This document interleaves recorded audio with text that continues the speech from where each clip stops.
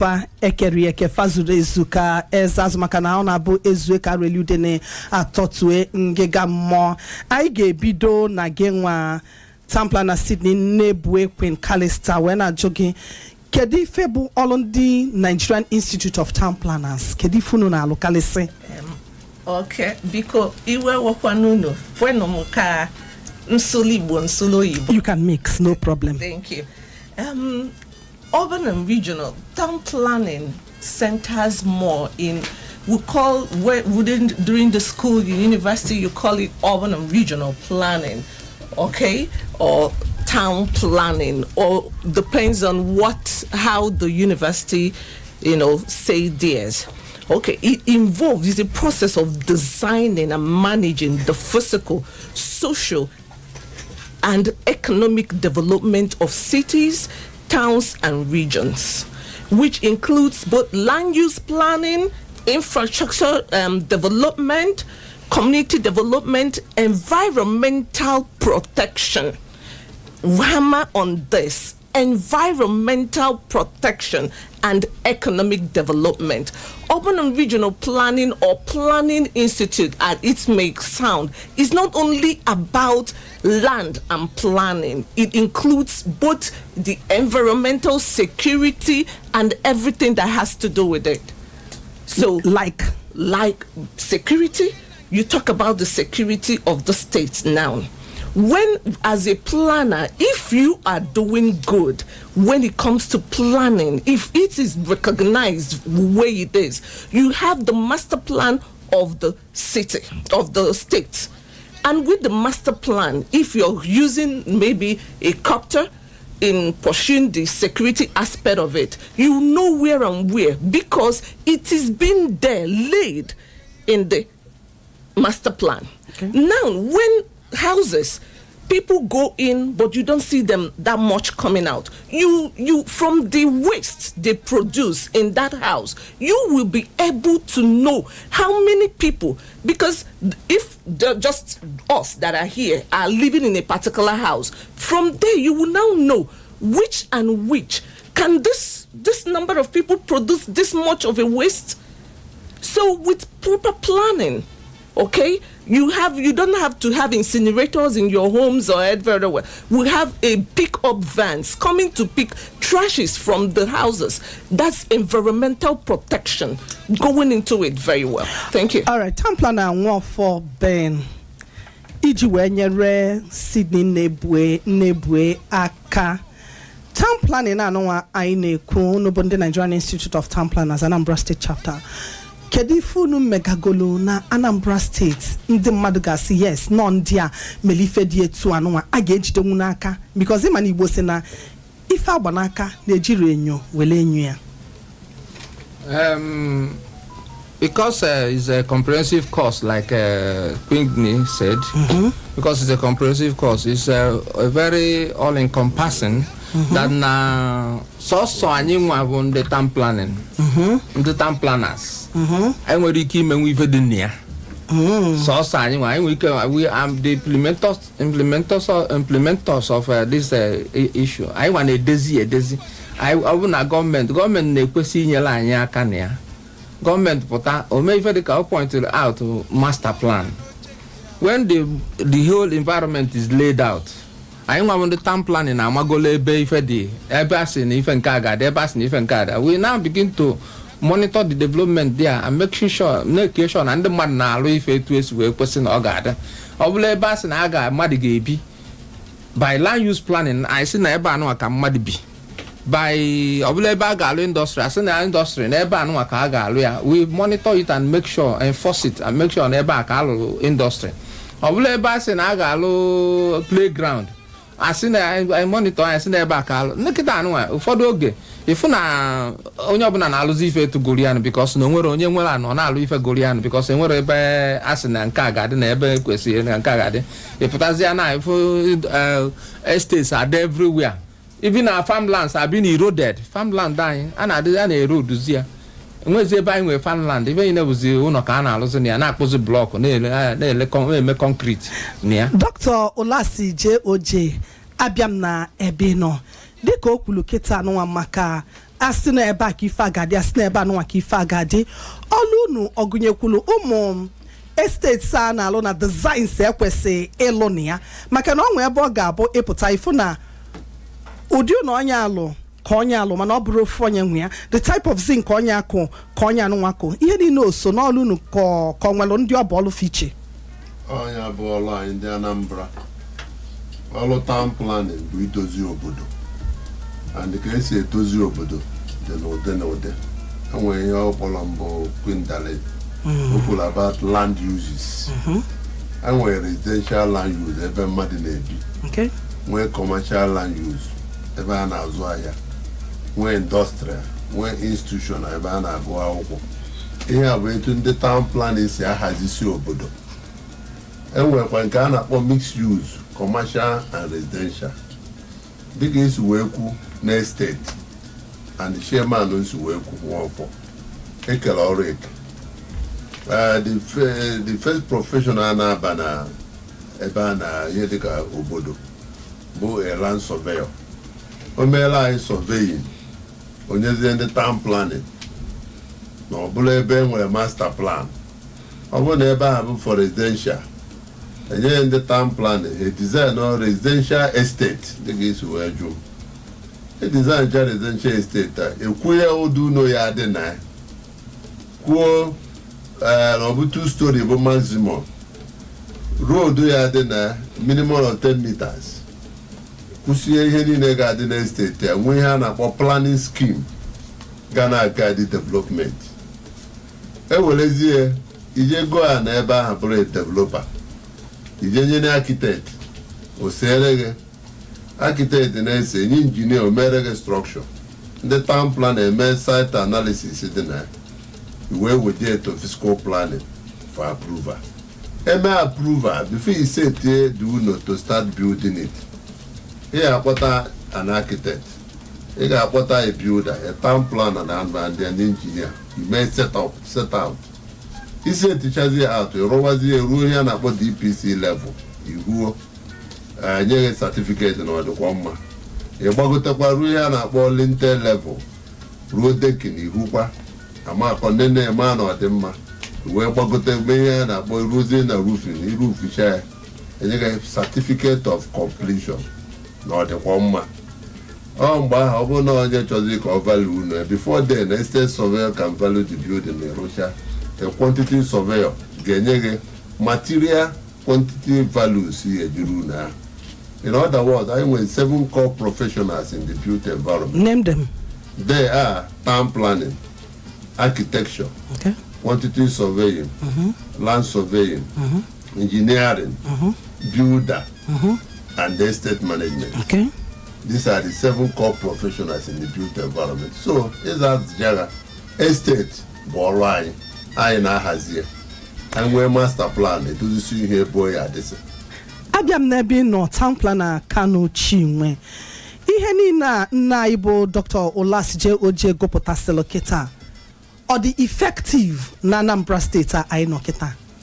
Maka ni ife ni no ogo gaseketa isi eba igeba isi na nkonya igana nkonya isi na nkonya igana nkonya isi na nkonya igana nkonya.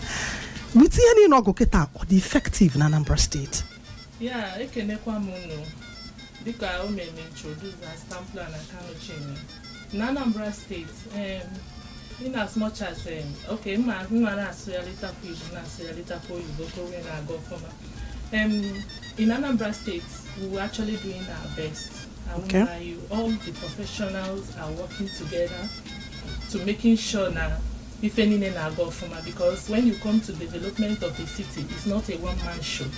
There is nobody Ghana in island of others. We need every other person to survive. And that is why in the built environment, time when they're selling within the built environment, we need each of them to survive. You understand? So that the city can function very well. Now, the land surveyor in Anambra State, most of the cadastral map, that is the area map of the place, all of FIMIA, which I think they've been doing their best in as much as which are more constraints in the but they are actually doing their best in making sure that they lay out the the plan, the general plan for the area, then the town planner will swing into action. And as a town planner, if I now look, he design the layouts, the master plan. You understand? Again, when residential, purely residential, this place is where we have industrial layouts, this is where we have commercial, this is where we have institutional. So when we bring all this in, and look at the kind of Makanuzoni now brought the same hierarchy of roads. We have different hierarchy of roads and they follow. Eba Kwesilibu 12 meters road, Eba Kwesilibu 30 meters road, Eba Kwesilibu 15. So we know all those roads and follow it. Eba Kwesibu a very big dual carriageway, but they neglect it. If a factor you see them, they will just go and build along the road without considering what is the hierarchy of the road that this kind of uno. Over time, I was in a government but say okay that this place was supposed to be an express road. It's supposed to be a dual carriageway. Until it's even on the mad and back when I say government but these are the things which if well done, it's always spelled out in the master plan that this is a collector road, this is a distributor, this is supposed to be an expressway. You understand? Ebabu street roads. But what people are interested, without considering the hierarchy of the road. And tomorrow, if government comes in and say, let us remove it, they will start shouting. So the thing I emphasize in this program, I town hall meeting, which we need them. We need the stakeholders to be involved in it. You understand? So that they will know their roles in making sure that Anambra State, we understand. We need them. Let them come there and hear us out, and we also want to hear from them because Obre a one-man show. You understand? The thing spans from not just a bottom an up top bottom approach. We also want the bottom people to also talk to us so that we can carry all this message along. And also, guy when Wiki has the Anambra State, if I thank you. All right. Imana ifabuna maduna me sometimes webe shortcomings or challenges. Makana imbido raife oga wadade negari anya ifa abropo ezigbote ife.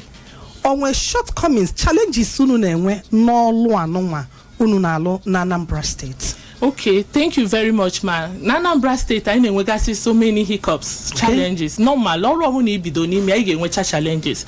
Now, in KKCBA, for instance, in the aspect of controlling development, in fact, that is a serious aspect of town planning that it has been giving us as in a serious challenge to us. Now, why do I say it's a serious challenge? Enforcement na fiaro.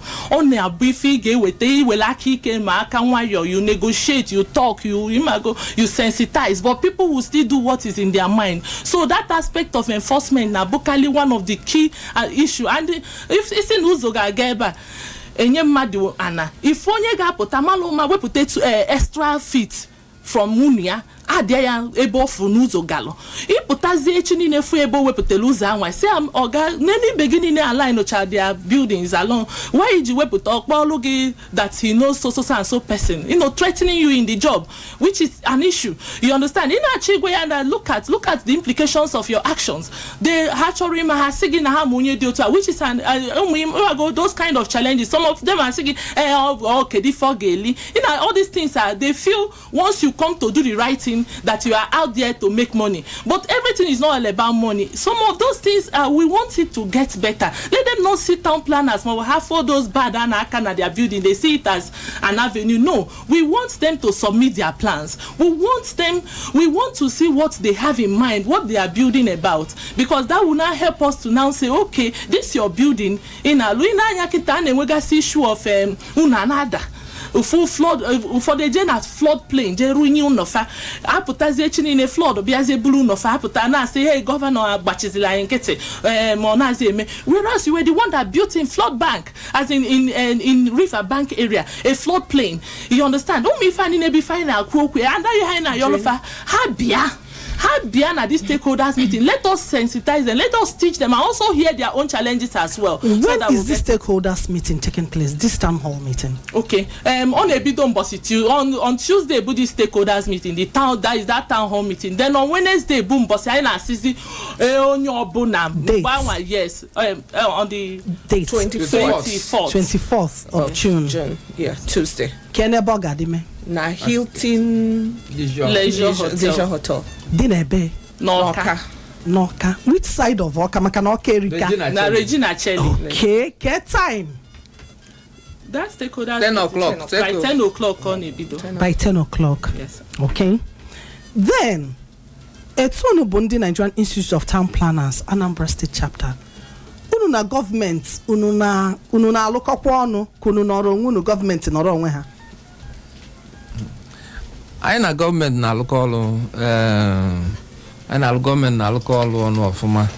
In fact, ọrụ anyị na-agbadokarịsị isi n'ebe gọọmenti nọ. Okay. Because na enforcement of planning, development control, we carry government na-eme.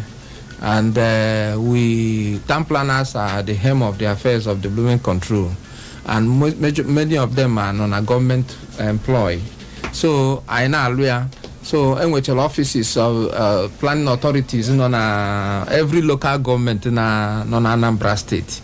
If now capital capital development authority. Okay. So these people are carrying out development control, making sure that things in the state, even though they are doing an interim measure to it or incremental part of kind of planning.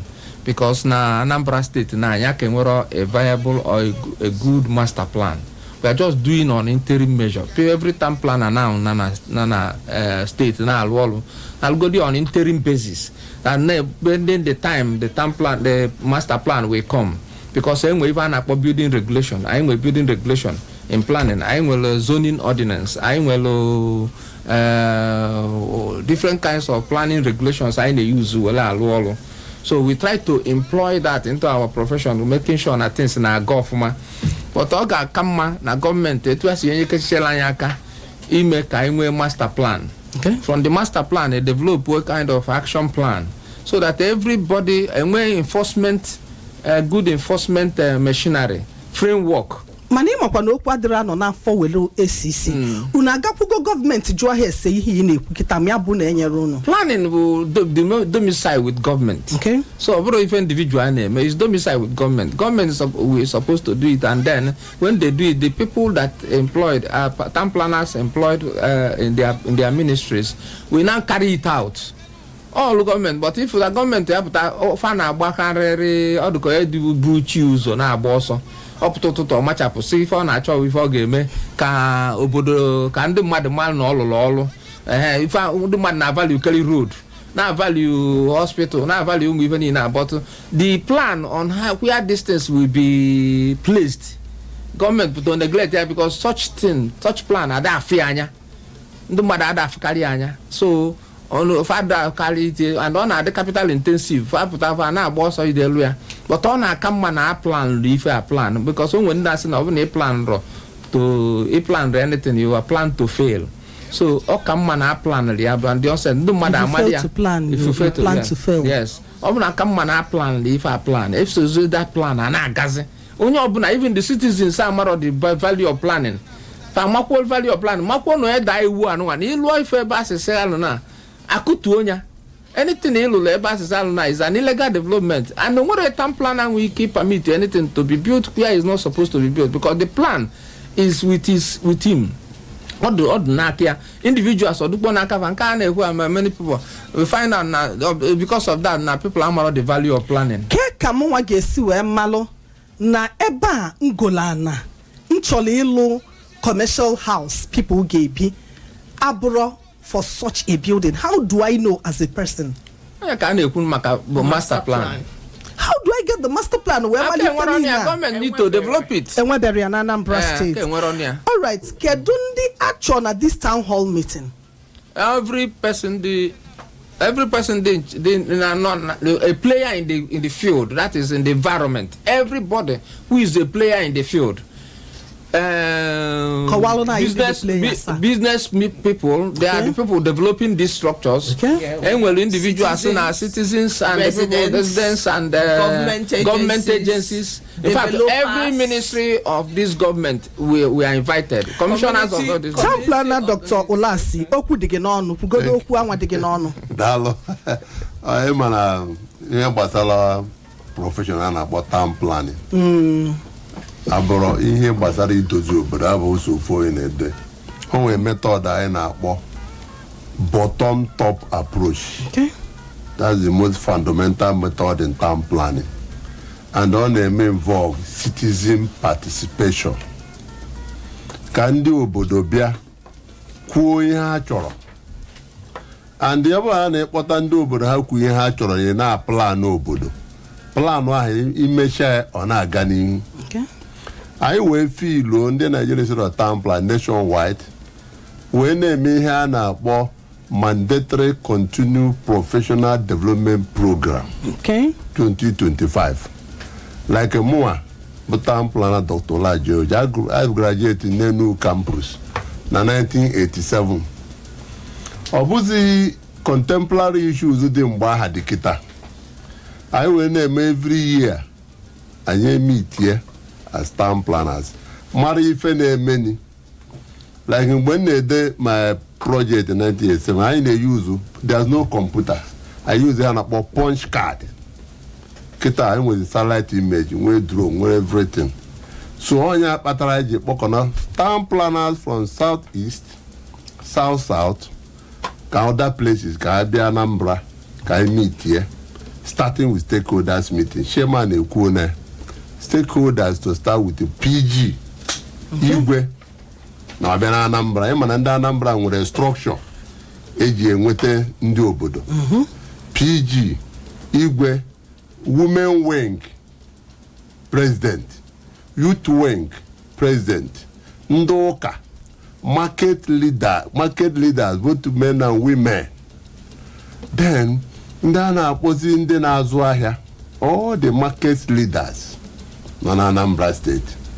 Then I bezie na government oburu ma governor ma commissioner ma ndị House of Assembly na-eme iwu na ndị appointees here. Okay. Ka kọwara ha maka ihe gbasara town plan and the role of stakeholders in planning. Dalori nne maka nkọwa na anyị anụnwa unu kọwa. Ayapụ unu ga-ekwugide ka nye ndị mmadụ ohere ọbụrụgodu mmadụ na-abọ ka ha jụọ ajụjụ maka ụfọdụ nwere ike fagotasịrọ ife anụnwa a na-ekwu mmadụ na-abọ jụọ ya bụ ajụjụ anyị enwe ike chịkọọ unu enyezia ndụmọdụ unu ji wee bịa gị nwa na onwe gị bụ onye ọma na-esonyere anyị n'Udala Radio ngwa kpọ 08032216973 maọbụ 08038276694 lote na ọ bụ na ịkpọ biko gbapị ọsọ ozugbo kpọọ afa gị kwuo n'ebe isi akpọ gbuo ajụjụ gị nke maka na anyị enwerọkwa oge 08032216973 kedu onye nọ n'ebe a? Good afternoon. No, o ezigbo mmadụ afọlọ gị. Afam biko bi esimasi baba ma abụ onye Anambra. Ngwa gaba n'iru maka na ọba ka na-ekwu maka ya ife a.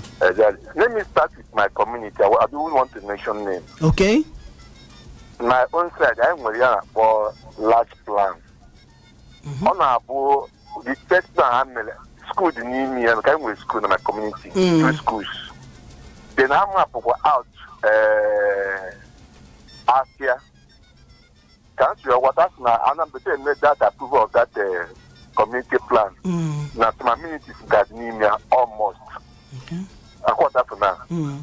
So even when they want to do another plan to add to make expansion, how could a brand one add the additional one market space for market or Buto market from my community? Okay. Although from Anambra State. So what? Then my question now is to the people nearby.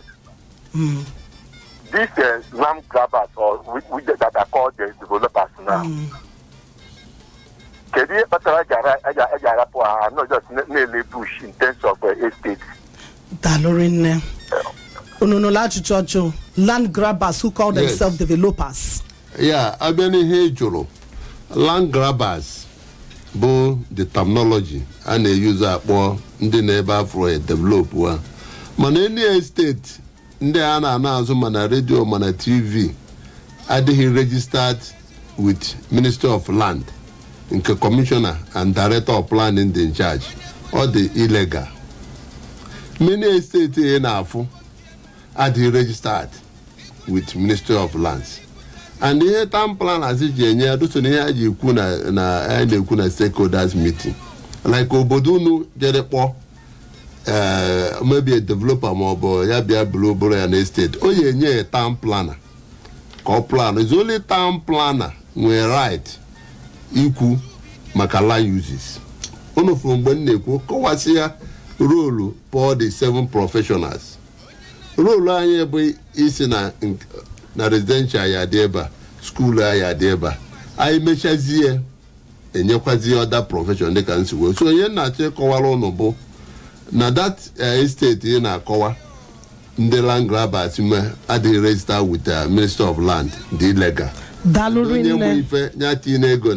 Dalurine town planner Dr. Olasije Oche ngwa nani na nwankenkenkemone in seconds.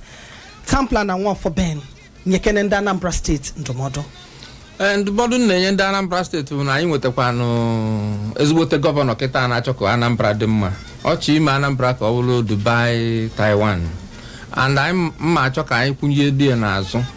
Ya na onwe ka o nwe ike plan n'obodo ọfụma and na-ayọkwazi ka ya na onwe nwee ike ime anụkwu m na ọ na-achọ ime master plan ka e wee nwee ike ime obodo a ka ọ dịka data Dubai, Taiwan. Dalurinne Sydney Nnebuekwe Calista Ologi, your advice to Anambrarians? Advice na-enye bụ for us from environmental protection na ndotu ya ka iwu debe afifia si n'ụlọ n'ime gota ma mmiri zobe go to ebe a na-awụfu afifia. They will dispatch it ya nke dị regenerative adị nke na-adịrọ ewezuga ya wega ya na incinerator. Dr. Olase Ngwan. Thank you ndị Anambra. O nwere ihe mfuru na-eme n'ebe anyị bigodi kịta ọ bụghị n'ebe a na-edevelop maka asị na arụ gbaa ahụ ọbụla alụ ndị mmadụ kpọ na mmiri eji ahụ si na kitchen si na bedroom na-ewepụ ya outside. Ihe a na-akpọ ya bụ septic waters ọ dịgo contaminated.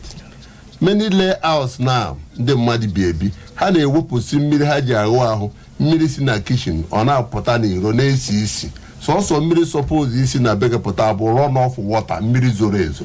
Ya bụ advice na-enye ndị Anambra. Dalurinne Kanu Chinwe ngwa kpamkpam maka na oge adịrọzi. Okay. Ndụmọdụ na-enye ndị Anambra steeti anyị bụ biko no in as much as na ya afụga anọ bụ na anyị chọrọ ịlụ ụlọ anyị anọkọtara just je buru ụlọ anyị wuo ụlọ at that place. We should ensure that we approach the ministry, the people in charge of that place ka akọwala anyị ma ebe ahụ anyị na-achọ ịlụ ụlọ ma ọ bụ for this particular purpose and agwakwa ya enye anyị approval before anyị alụwa ụlọ and enyekwa ya approval. We should ensure we stick to the approved plan and I insist now we want to because why we are saying this is people legal around ndị mmadụ ga na-alụkasị ife ọbụla masife enye ha plan for 2-story building ha rụọ 4-story building echi niile ọ bụzie na onwe anything mebere na abịa ime compensation ha weteda their plan erenda ya si na that plan is useless na ọ bụrụ ife nyere na approval ka o melụ ọgba ya leba. So ana m ayọ ndị Anambra biko nu town planners bụ onye nke unu pụta unu bịa na any ministry unu nọ na ya ma any place approach a town planner and talk to them. They are your friends. Dalurinne gwakwa date unu nwe this town hall meeting. Okay, that town hall meeting may be on the 24th. Nebe. No, on Tuesday is in King David's hotel. Okay. The town hall meeting. Okay. Yes, that is the stakeholders meeting. Then on the 25th and the 26th on Hilton Leisure Hotel. No, Kahan China di na Regina. Chelly. Time once again. From 10 a.m. every day. Dalurinne Giwano Wegabone Gerayentin Ebu, one of the stakeholders, Sani Kumakia PG, Ndigwe youth leaders, market leaders, Ndi PG Omuwai and Dioso, Anna Unoku, Jebeno na King David's na 21st June.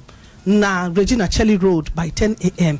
ka ije ka ịnụrụ ọ bụrụ na ịnụrụ ịnarụzie ịkọrọ ndị ọzọ mmadụ iche bụ afa nwe na-asị gị ngwa ọkụgokwa n'elekere 3 ndị ndọkịrịdọ ga-abata ugbu a gị na ha anọrịba daalụ rinne maka ịdị na-esonyere Udala Radio 104.7 FM Onitsha ọkpọkọpi n'ezie ngwa ka o mesịa